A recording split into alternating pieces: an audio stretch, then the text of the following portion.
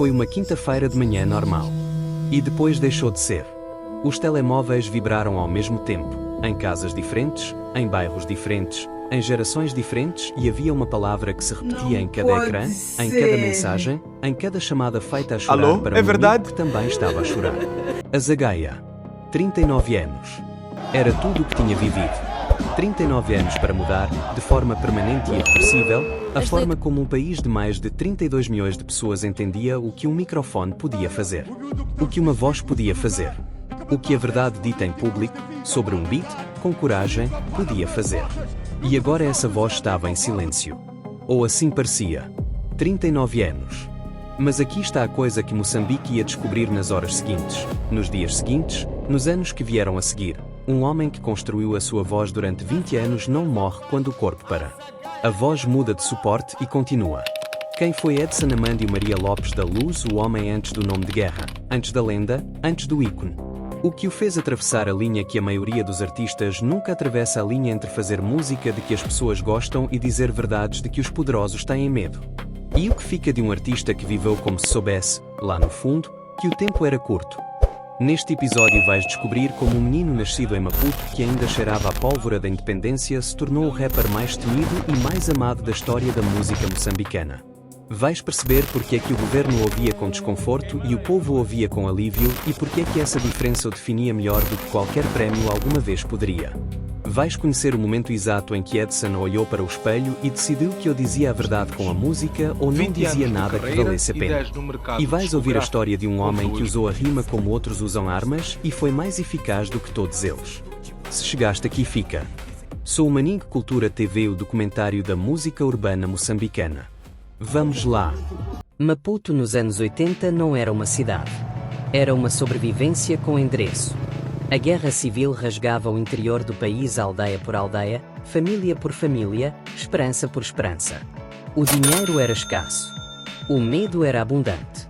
Mas a capital tinha aquela energia particular das cidades que recusam parar mesmo quando tudo justificaria parar. O cheiro de peixe frito misturado com combustível do chapa, o barulho de crianças em descalço no alcatrão quente da tarde, as rádios que saíam pelas janelas abertas com aquela música que não pedia licença para entrar dentro de ti. A 29 de dezembro de 1983, numa cidade assim carregada, viva, frágil e feroz ao mesmo tempo, nasceu Edson Amandio Maria Lopes da Luz. Nome longo para um país que ainda estava a aprender a soletrar a sua própria liberdade. A casa de Edson tinha livros. Este detalhe pequeno vai importar mais do que parece agora. Num país onde a maioria dos lares não tinha livros, ter livros em casa era uma declaração silenciosa de que o mundo podia ser compreendido e que valia a pena compreendê-lo. Os pais de Edson deram-lhe as duas coisas mais importantes que um artista pode receber antes de ter arte: cultura e consciência. Uma herança que não se compra nem se herda por testamento, que se transmite pela conversa de jantar, pela escolha dos assuntos que se levam a sério, pelo exemplo de adultos que acreditam que as ideias têm peso. E havia uma ideia que pairava sobre aquela casa como pairava sobre todas as casas moçambicanas daquela geração, a de Samora Machel. O presidente fundador. O homem que tinha tirado o país das mãos do colonialismo com a força da palavra e da luta armada. O homem que morreu num acidente de avião em 1986, quando Edson tinha apenas 2 anos, e que o povo nunca deixou realmente morrer, porque a morte de certas pessoas não é o fim de nada, é apenas o começo de uma mitologia. Edson cresceu a ouvir histórias de um país que podia ter sido diferente. E essa ferida vai aparecer mais tarde em cada rima que escreveu. O primeiro contacto de Edson com o rap não foi uma escolha, foi uma colisão. Imagina ter 12, 13 anos.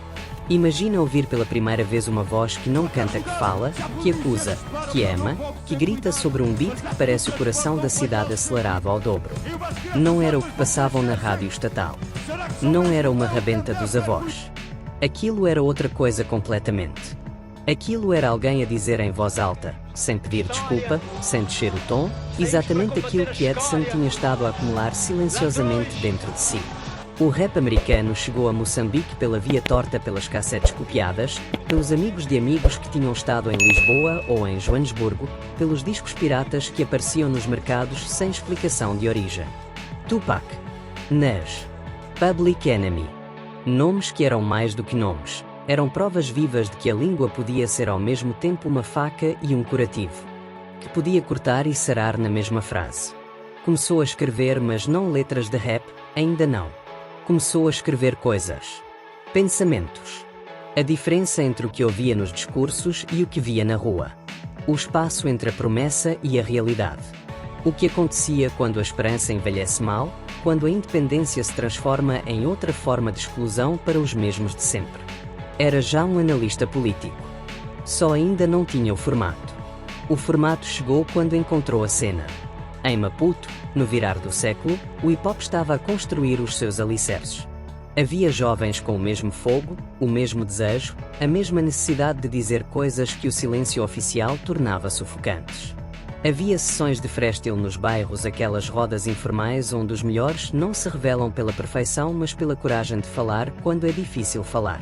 Rodas onde a audiência não aplaude o que é bonito, aplaude o que é verdadeiro.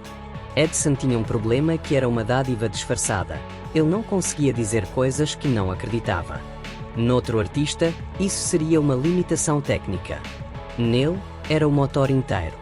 Quando entrou pela primeira vez num estúdio, e estúdio em Maputo nos anos 2000 podia significar um quarto com um computador velho, um microfone que chiava e paredes cobertas de esponja para engolir o eco, sentiu aquilo que os artistas que chegam a algum lado reconhecem sempre no primeiro dia, que ali era o único lugar do mundo onde fazia sentido estar completamente. O primeiro obstáculo não foi a indústria, que em Moçambique era quase inexistente. Não foi a família que o apoiou com a serenidade de quem reconhece a chamada mesmo sem a entender completamente. O primeiro obstáculo foi a dúvida de se alguém alguma vez ia querer ouvir um rapaz de Maputo a rimar em português sobre a sua cidade, sobre o seu país, sobre coisas que eram específicas e locais e que o mundo de fora não sabia que existiam. Essa dúvida durou pouco. Porque quando a primeira música correu em pendrive, nos fóruns de internet, nas caixas de recepção de quem fazia parte da cena, o que voltou não foi indiferença. O que voltou foi reconhecimento. Até aqui, a história de Azagaia é a história de qualquer jovem apaixonado que encontra a sua arte e aprende a dominá-la. Talento mais dedicação mais tempo, a equação que funciona para 1000 artistas em qualquer parte do mundo. Mas havia em Edson uma linha que a maioria dos artistas não atravessa. Não por falta de coragem, por cálculo racional. Por saberem que do outro lado dessa linha o conforto acaba, as portas de certos sítios fecham, e certas pessoas começam a olhar para ti de uma forma diferente. A maioria dos artistas, a maioria das pessoas fica do lado de cá. Faz arte de que todos gostam. Vive bem. Não cria problemas. Azagaia atravessou a linha. Havia uma verdade sobre o seu país que ele não conseguia deixar de ver e que ninguém com uma plataforma estava a dizer. Sobre o que acontece quando um partido que lutou pela libertação se transforma em sistema de poder que não quer ser libertado de si mesmo. Sobre o dinheiro público que desaparecia. Sobre os jovens que emigravam porque o país dos seus avós não tinha espaço para eles. Sobre as promessas que se repetiam em cada ciclo eleitoral com a mesma convicção e o mesmo resultado. A pergunta que Azagaia fez a si mesmo nesse momento mudou tudo. O que faz um homem quando tem a voz e tem a verdade e a única coisa entre os dois é o medo? A ascensão de Azagaia não foi gradual. Foi uma detonação. Quando a música começou a circular nos CDs copiados de bairro em bairro, nos primeiros portais de internet moçambicanos, nas caixas de mensagens onde alguém enviava um link com a nota "ouvi isto, tens de ouvir isto", o que as pessoas sentiram não foi simplesmente "esta música é boa". O que sentiram foi outra coisa. Mais funda. Mais antiga. Sentiram reconhecimento.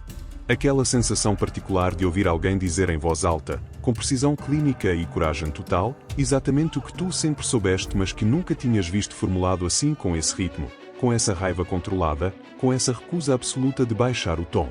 Azagaia raptava sobre o Moçambique real. Não o do cartaz turístico. Não o da Bahia bonita que os estrangeiros fotografam. Não o do discurso oficial que começa sempre com os números do crescimento económico e nunca chega a explicar porque é que o crescimento económico não chegava à maioria das pessoas que teimavam em viver nesse país. O Moçambique das filas de hospital sem medicamentos. O Moçambique das eleições onde o resultado chegava antes do voto.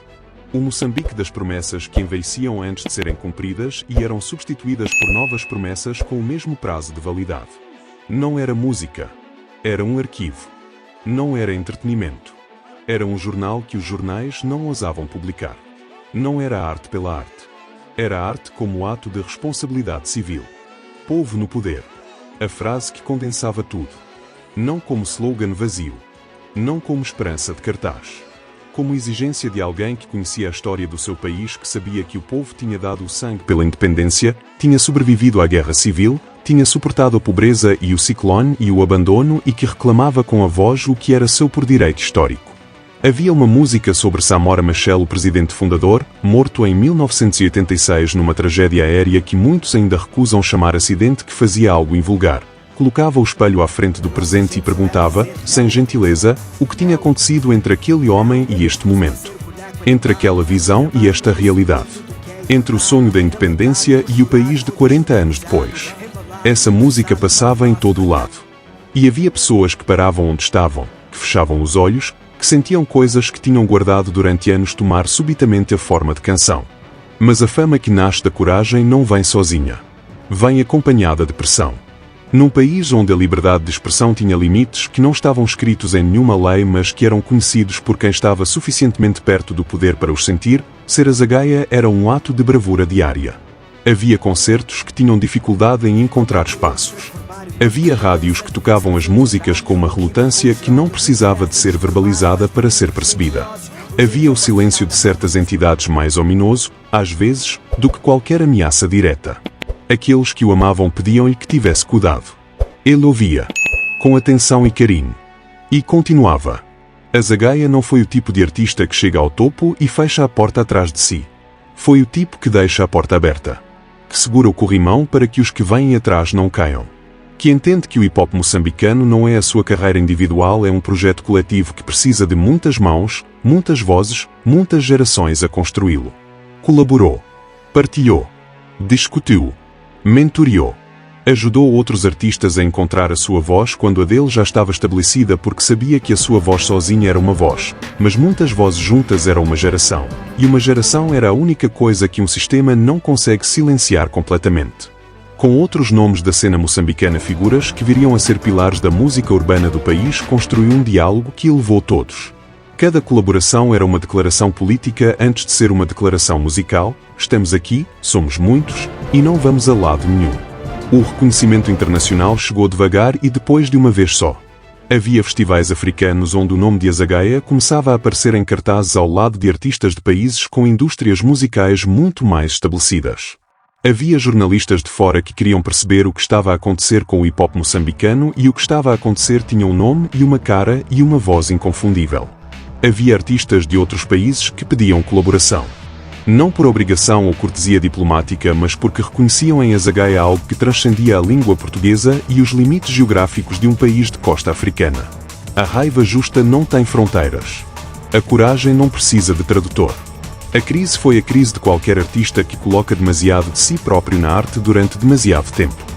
A tensão de viver com uma consciência permanentemente ligada de ver injustiça e não poder ignorá-la, de ter a plataforma e a responsabilidade de usá-la, de carregar o peso do que se disse e do que ainda está por dizer. Essa tensão tem um custo.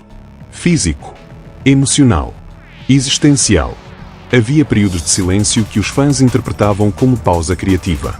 Que eram, na realidade, batalhas que aconteciam longe dos microfones e das luzes de palco. Momentos em que a máquina humana atrás do artista pedia simplesmente descanso e o artista respondia com mais uma música, mais um concerto, mais uma declaração necessária mesmo quando o preço era pessoal. Artistas assim não poupam energia. Artistas assim gastam tudo porque acreditam que o que têm para dizer vale mais do que o que preservam ao ficar calados. O último período da carreira de Azagaia foi, talvez, o mais maduro. Não abandonou a raiva, aprofundou-a. Porque existe uma diferença entre a raiva de um jovem de 20 anos incandescente, urgente, às vezes imprecisa, e a raiva de um homem que chegou aos 38 com tudo o que viu, viveu e acumulou. A segunda é cirúrgica. Sabe exatamente onde cortar para que doa no lugar certo. As últimas músicas eram mais densas. Carregadas de uma espécie de urgência que só se percebe completamente agora, a posteriori, como se ele estivesse a colocar em cada verso o peso de tudo o que ainda não tinha conseguido dizer completamente. Como se corresse contra um relógio que só ele ouvia. O Moçambique que ele queria não tinha chegado. Mas estava dito. Estava registado. Havia uma voz que tinha dito, alto e sem vergonha, na língua do país e no ritmo do povo: isto não está certo. Vocês sabem que não está certo. E a história vai saber que nós sabíamos. O que mudou em Moçambique porque Azagaia existiu? A resposta é concreta. Observável. real. Mudou a linguagem com que uma geração inteira fala sobre si mesma. Antes de Azagaia, o hip-hop moçambicano procurava a sua identidade alguns entre o americano que admirava e o africano que era sempre um pouco desconfortável nos dois lugares. Depois de Azagaia, ficou claro de uma vez por todas, a história moçambicana é suficiente.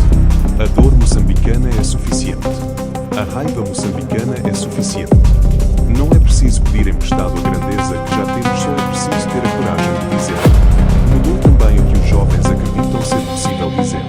Se Azagaia disse aquilo e não desapareceu, se disse aquilo e ficou, e cresceu, e foi ouvido, então outros também podem dizer. A coragem é contagiosa. A audácia é pedagógica. E o maior legado de um artista corajoso não é a obra que deixa, é a permissão que dá a todos os que vêm a seguir. E depois há o que Azagaia representa para além de Moçambique, para além do continente, para além da língua.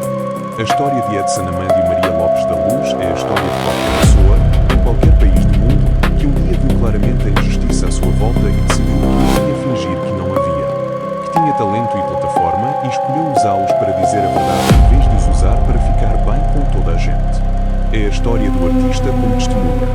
É a história da arte como o único registro verdadeiramente honesto de uma época, mais honesto do que os jornais que se autocensuram, mais duradouro do que os discursos que se esquecem, mais preciso do que os livros de história escritos pelos vencedores. É a história universal e intemporal de quem diz simplesmente: eu estava aqui, eu vi, eu disse. Quando Moçambique acorda hoje, e abre o YouTube, e encontra uma música de Azagaia, e ouve aquela voz que já não pode gravar nada de novo, mas que está toda ali, intacta, preservada, sem uma única vírgula alterada, acontece algo estranho. Não sente falta, sente presença. Como se o artista não tivesse ido ao lado nenhum. Como se estivesse simplesmente do outro lado da dimensão, à espera que alguém carregue no play para voltar a estar na sala, no cabo, no fone, no coração. Isso é o que os artistas que importam realmente fazem. Não desaparecem quando morrem. Mudam de suporte. Morreu com 39 anos. E ainda não terminou de falar. Inscreva-se no canal, cada semana uma história nova que Moçambique precisa de ouvir. Comenta aqui em baixo qual foi a música de Azagaia que te tocou mais fundo e porquê. Próximo episódio. Duas caras, o homem que raptou do fundo do bairro até mudar o som de toda uma geração.